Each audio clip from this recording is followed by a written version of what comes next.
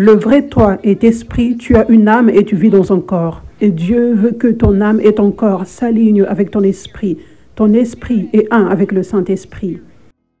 Ton esprit veut toujours ce que Dieu veut. Mais quand tu deviens premièrement chrétien, ton âme et ta chair sont plus fortes que l'esprit plusieurs fois. Ça dépend de toi que tu prennes cette décision, que tu veux que l'esprit soit plus fort.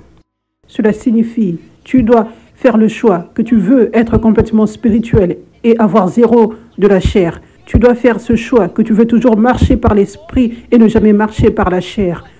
Quand tu prends cette décision avec ton abandon à Dieu, et tu en fais cette intention avec ton obéissance à Dieu. Tu fais des choses comme soumettez-vous à Dieu, résistez au diable et il doit fuir. Et réellement, quand tu as la crainte de Dieu, tu renouvelles tes pensées.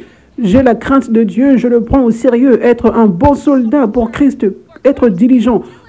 Quand tu fais cela, ce qui se passe, c'est que le Saint-Esprit vient. Tu accèdes à la puissance du Saint-Esprit pour faire en sorte que ton homme spirituel soit plus fort, pour que ton homme spirituel s'élève et que ta chair soit écrasée. Donc, quand tu deviens croyant au départ, avant de faire ces choses, ton âme et une partie de ton âme, c'est ton cœur et tes pensées. Donc, ton âme, par exemple, le cœur est sale. Tu as des désirs charnels. Tu veux des choses dans ton cœur. Tu veux des choses dans tes pensées qui ne sont pas de Dieu. Ça, c'est ce que je veux dire en disant que ton âme est encore du monde. Elle est charnelle. Et ensuite, le corps suit. Si ton cœur dit « je veux boire et prendre l'alcool et coucher avec des gens », alors la main va prendre l'alcool, la drogue et le corps va aller coucher avec quelqu'un.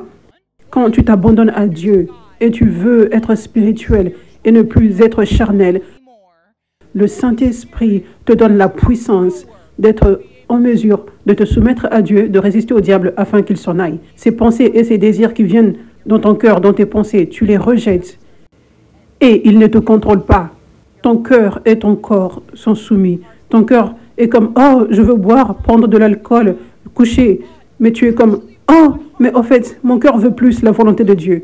Quand tu fais cette intention, le Saint-Esprit te donne la puissance de dominer sur cela, comme le verset le dit. Tu dois dominer sur la chair et être son maître. Quand tu fais cette intention, je veux la volonté de Dieu. Ça, c'est l'action de toi qui domine sur la chair et qui devient son maître. Tu domines sur ton cœur et ton corps. Et quand tu fais cela, la transformation se produit.